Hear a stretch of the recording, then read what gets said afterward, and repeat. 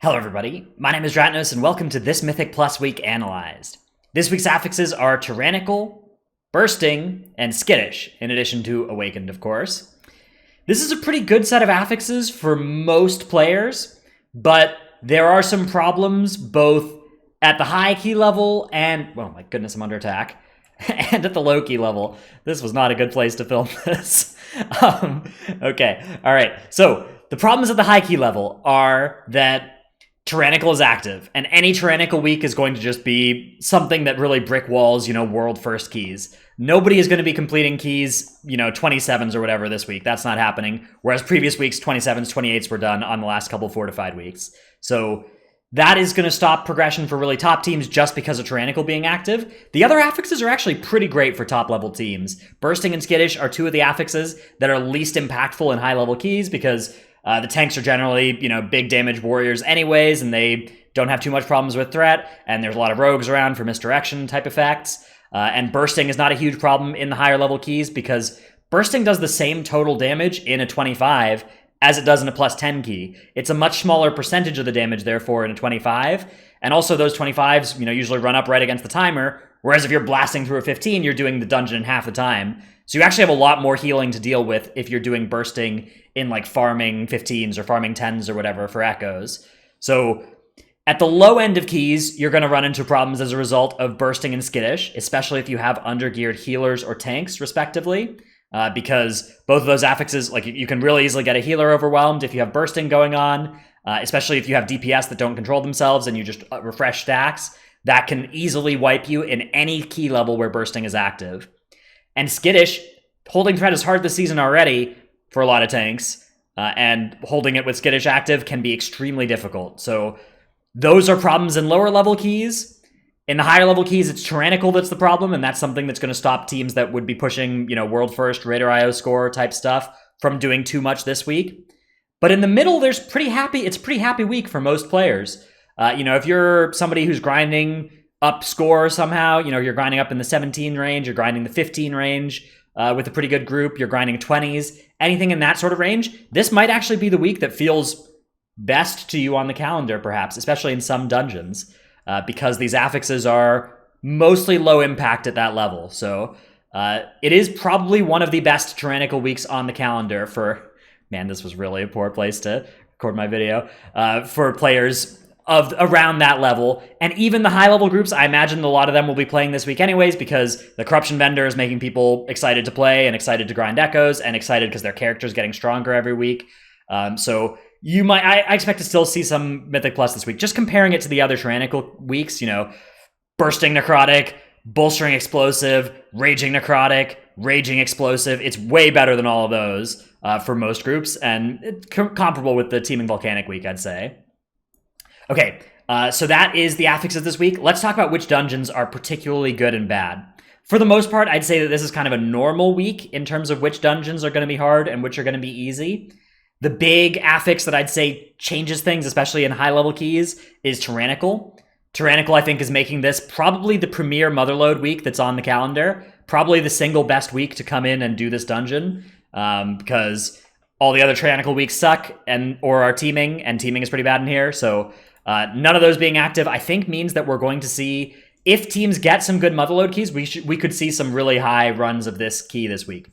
Problem is that you get all the other keys as well, so it's difficult to reliably have Motherload keys this week. But if teams open some Motherloads out of their boxes, then maybe this is going to be a week where you'll actually see some competitive keys pushed in this key, because Fortified is this is probably the only dungeon that's still on the list where Fortified is actually harder than Tyrannical. The trash here is pretty rough, and the bosses aren't too bad, and they don't scale out of control with Tyrannical in a way that many other dungeons do. The counterpoint to this is going to be Mechagon Workshop. This place is just a complete nightmare this week. First boss, really not too bad. That one you can handle with the hammers or whatever, although in a non-coordinated group, that can be rough. Second boss is also whatever, but the third and fourth bosses are just horrific with Tyrannical. If you're getting into the range where the boss fight, like if the third boss is taking more than 3 minutes, if the last boss is taking 6 minutes, it's just so lethal and such a marathon and a slog to get through this, and it's so difficult to save all that much time in other spots in the dungeon.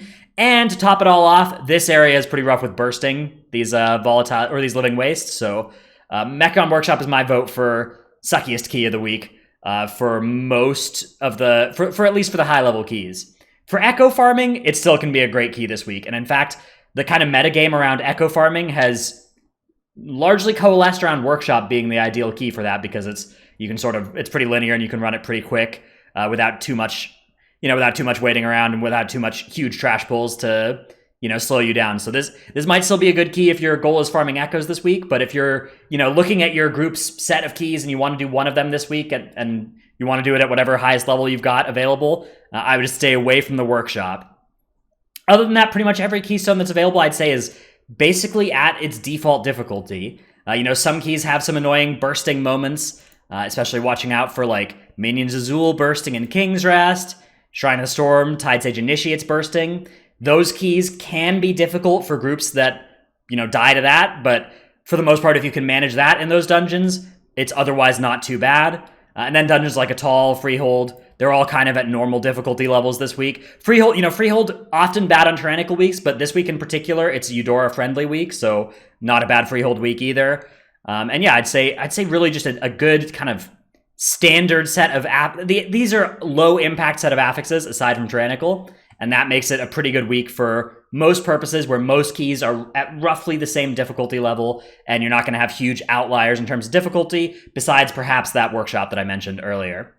In terms of who's going to be good for playing this week, what kind of characters or what kind of classes work well, a lot of pressure is on the tank to have good anti-skittish stuff. So snap threat, that's going to be things like Prot Warriors, of course. But even on top of that, any tanks with like Strength of the Warden Major this week, if that's something you can consider, or Anima of Life and Death Major, Twilight Devastation, even Echoing Void this week is worth considering instead of Twilight Devastation for that more reliable threat. Although it is less overall threat, but a little bit more likely to happen in the first couple seconds of a pull. In terms of DPS, you want DPS that can chill a little bit and avoid dying, to avoid dying to Skittish. So if you've got huge burst damage, stuff like Unholy Death Knight, this is a hard week to make that work. And you just need to be really careful with how you play those specs. Anything with a misdirection effect, any hunters, any rogues, great week to bring those along, of course, to your keys. Misdirection effect's always valuable, but especially good against the Skittish. Bursting is going to reward people with immunities. That can be Death Knights as well with Anti-Magic Shell, but just in general, anybody that can live through a lot of stacks of bursting. People that can kill all the enemies at the same time. So effects like Living Bomb actually can be pretty useful here from mages to make sure that everything is dying all in 1 second.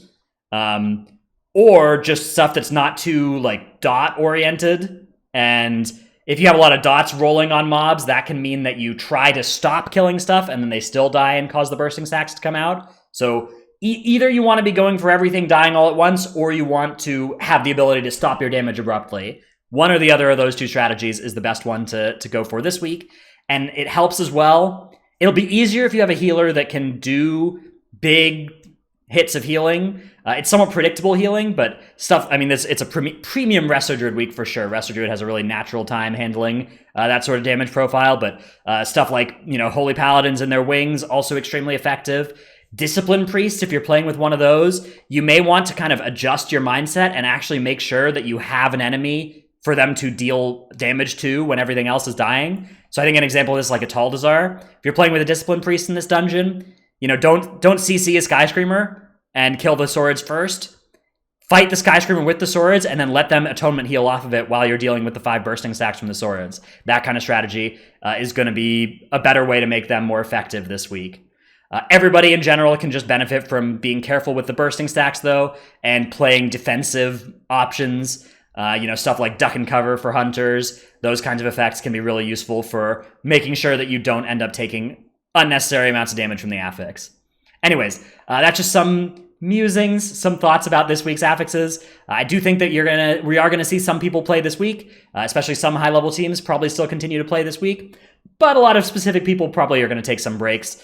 We're kind of entering this stretch in the calendar where there's a lot of bad weeks in a row. We have 2 of the harder fortified weeks and a bunch of hard tyrannical weeks before we start getting back to this weeks like 4 through 8 where there's a lot of good weeks. So many people may be a little bit burned out from playing in all these weeks. They might not be playing too much for the next couple, but The Echoes farming incentive is definitely real, and a lot of people I think are pretty excited to build best in slot sets for their characters.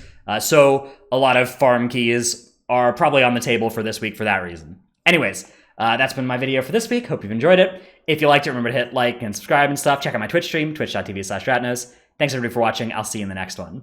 Bye.